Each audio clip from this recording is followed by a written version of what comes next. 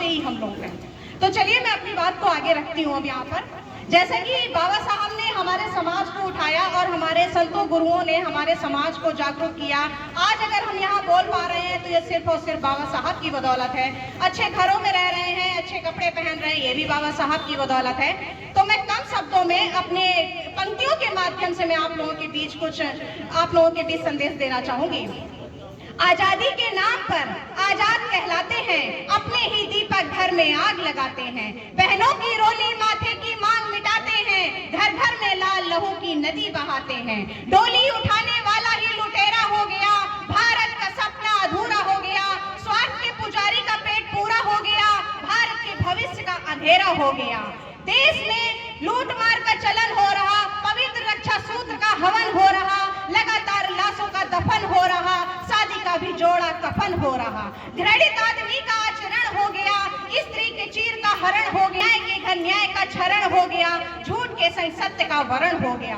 इन पंक्तियों से आप लोग समझ चुके होंगे हमारे देश के जो हालात हैं। समय समय पर आप लोग देख रहे हैं हमारे समाज को कभी आरक्षण के साथ छेड़छाड़ होता है, कभी संविधान के साथ छेड़छाड़ होता है, क्योंकि वो चाहते हैं हमारा 85% समाज, क्योंकि अगर हम लोग पढ़ लिख जाएंगे, अच्छे पदों पर पहुंच जाएंगे तो हम लोग सवाल जवाब करेंगे, तो वो नहीं चाहते किसी भी कीमत पर कि हमारा समाज पढ़े, आगे बढ़े, उनके मुकाबले कोई मुकाम हासिल करे। लेकिन बाबा साहब की बदौलत हम लोगों को ये सारे हक और अधिकार मिले।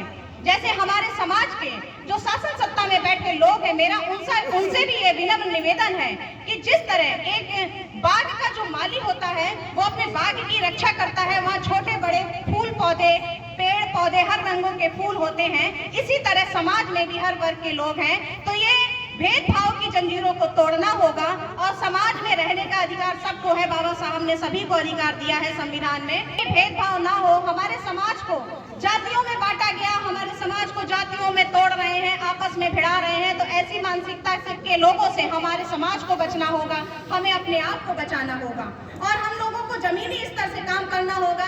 घर घर, गली गली, मोहल्ले मोहल्ले, झुग्गी झोपड़ियों में समाज को जगाना होगा और अपने कारवां को आगे बढ़ाना होगा। बाबा साहब के विचारों पे और मानवर काशीराम जी के विचारों पर हमें घर घर जा जाकर हमने समाज को जगाना है, अपने समाज को जागरूक करना है। तभी कहने के लिए हम लोग 85% है और 15% वो लोग हैं जो समाज में जातिगत भेदभाव करते हैं। अंधविश्वास, पाखंड, ऊंच नीच, भेदभाव का जाल उन लोगों ने फैलाया है और इस चक्रव्यूह में उन लोगों ने हमारे समाज को फंसाया है। अरे हम भी तुम लोगों की तरह जीने के हक रख, इंसान है, इंसानियत का हक मांगते हैं। इसे मेरी लाचारी या बेबसी का ऐलान मत समझना, हम आज भी भारत में भेदभाव में रहते हैं।